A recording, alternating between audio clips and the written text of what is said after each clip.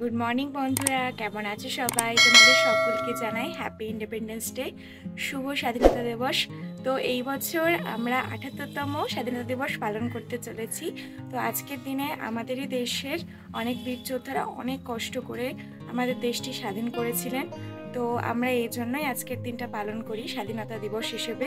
তো আমি আর আমার হাজব্যান্ডও ছোট্ট করে স্বাধীনতা দিবস নিজেদের বাড়িতে পালন করার চেষ্টা করছি ফ্ল্যাগ হোস্টিংয়ের মাধ্যমে। তো এইমাত্র ছাদে যাব, ফ্ল্যাগ হোস্টিংয়ের জন্য। আর আজকে সারাদিন কি করব সেটাও কিন্তু তোমাদেরকে গোটাটাই ব্লগটাতে দেখাবো। তোমরা কিন্তু অবশ্যই পুরো ভিডিওটা দেখতে থাকো। তো বন্ধুরা, এখন প্রায় সকাল 7:30 মতো বাজে। তো দেখো আমরা ছাদে চলে এসেছি। তো গতকালই সুব্রত এই নতুন ফ্ল্যাগটি নিয়ে এসেছে।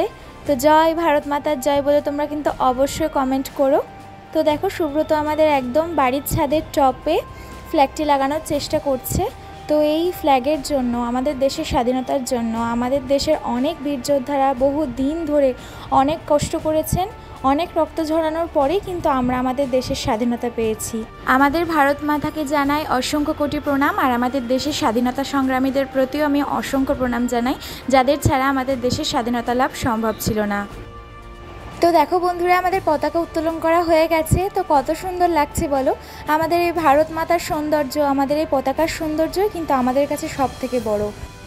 আমাদের দেশের এই পতাকার প্রতি, আমাদের ভারত মাতার প্রতি আর আমাদের দেশের স্বাধীনতা সংগ্রামীদের প্রতি আমি স্যালুট জানাই। তাদের আমার অসংখ্য অসংখ্য প্রণাম জানাই। তো পতাকা উত্তোলন করে তো নিচে চলে এলাম। এখন প্রায় 8টা মতো বাজে। তো সুব্রত অফিসের জন্য বেরোবে। তো সুব্রত অফিসে চলে গেছে, ও চাটা না খেয়ে চলে গেছে। আমি চাটা এইমাত্র বসালাম। তো কিছু করার নেই, আমাদের বাড়িতে পতাকা উত্তোলন করতে গিয়ে অনেকটা দেরি হয়ে গেছে। ওদের অফিসেও ফ্ল্যাগ হোস্টিং আছে, তার জন্যই তাড়াতাড়ি করে বেরিয়ে গেল। তো আজকের মতো একা একাই সকাল সকাল চাটা আমাকে খেতে হবে। যাকগে, সেটা বড় কথা নয়, অফিসের অনুষ্ঠান তো অ্যাটেন্ড করতেই হবে, তাই না? তো আজকের দিনে ছোটোবেলায় যখন স্কুলে পড়তাম, বিভিন্ন সাংস্কৃতিক অনুষ্ঠানও করতাম, সেই দিনগুলোর কথা এখন মনে পড়ছে। কত সুন্দর কাটতো সেই দিনগুলো। নাচ গান আবৃত্তির মাধ্যমে কত সুন্দরভাবে আজকের দিনটা কাটাতাম। সেই দিনগুলোর কথা খুবই মনে পড়ে। তো যাই হোক বন্ধুরা, ছোটোবেলাকার স্মৃতিগুলো মনে পড়ে খুব ভালো লাগছিল। তো এখন সময় অনেক পাল্টে গেছে। তো আজকের দিনটাকেও আমি আমার মতো করে সুন্দরভাবে পালন করবার চেষ্টা করব। তো কিছু দেশাত্মবোধক কন্টেন্টও ক্রিয়েট করবার চেষ্টা করব তোমাদের জন্য। তোমরা কিন্তু অবশ্যই দেখো। তো দেখো বন্ধুরা, তোমাদের সাথে গল্প করতে করতে আমার কত কাজ হয়ে গেল। বিছানা গোছানো কমপ্লিট, আর এতগুলো জামা কাপড়ও আমি অলরেডি গুছিয়ে ফেলেছি। তো আজকে অনেক সকাল সকাল উঠেছি বলেও কাজগুলোও তাড়াতাড়ি হয়ে যাচ্ছে। তো বন্ধুরা দেখো, আমি জলখাবার নিয়ে বসে পড়েছি। তো খালি জলখাবারে আজকে চিনি জল মুড়ি খেয়েছি, কারণ পেটটা একদমই ভালো ছিল না। তো কয়েকদিন ধরে খুবই রিচ খাবার দাবার খাওয়া হয়েছিল বলে পেটের অবস্থা ভালো ছিল না। ওই জন্য চিনি জল মুড়ি দিয়ে জলখাবারটা করে নিলাম, কারণ রান্নাবান্নাও করতে হবে। তো আজকে বেশি কিছু রান্না করব না, কারণ সুব্রত বেশি কিছু খাবে না, কারণ রাত্রে ওদের পিকনিক আছে। তো আমি ভাবলাম কিছু হালকার মধ্যে কিছু রান্না করব, কারণ রাতে রিচ খাবার দাবার খাওয়া হলে সুব্রত লাঞ্চে হালকা খাবার খেতেই বেশি পছন্দ করে। তাই ভাবলাম আজকে সয়াবিন আলুর ঝোলই করব। তো যাওয়ার আগেই বলে গিয়েছিল। তো বন্ধুরা, রান্না করে চলে এলাম, এবার রান্না শুরু করব।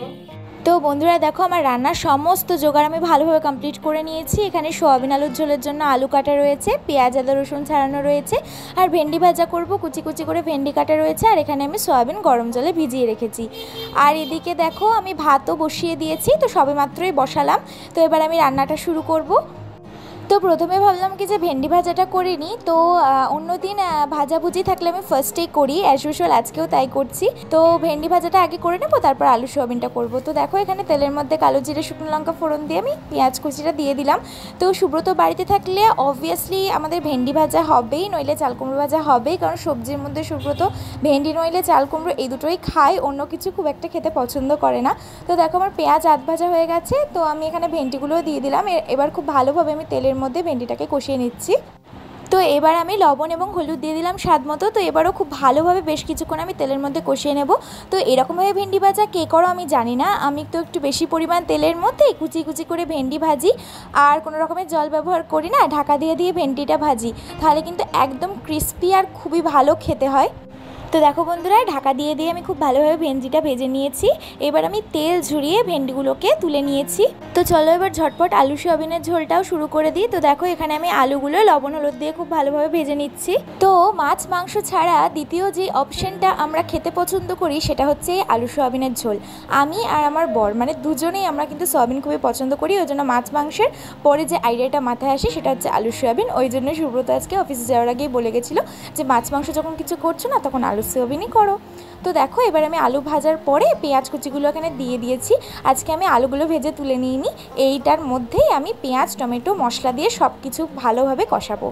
তো দেখো এখানে আমার পেঁয়াজ আর টমেটো অলরেডি ভাজা হয়ে গেছে। এবার আমি বেটে রাখা মশলাটা দিয়ে দেবো। এখানে যা অ্যাজ ইউজুয়াল মশলা হয় আদা রসুন বাটা, জিরে গুঁড়ো, লঙ্কার গুঁড়ো, হলুদ গুঁড়ো আর লবণ আমি দিয়ে দিয়েছি।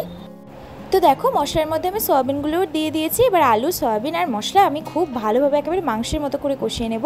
তো মাংস কষাতে যতটা টাইম লাগে ততটা টাইম লাগবে না, বাট তাও আমি ভালোভাবে কষাবো, তাহলে কিন্তু টেস্টটা খুবই ভালো আসবে।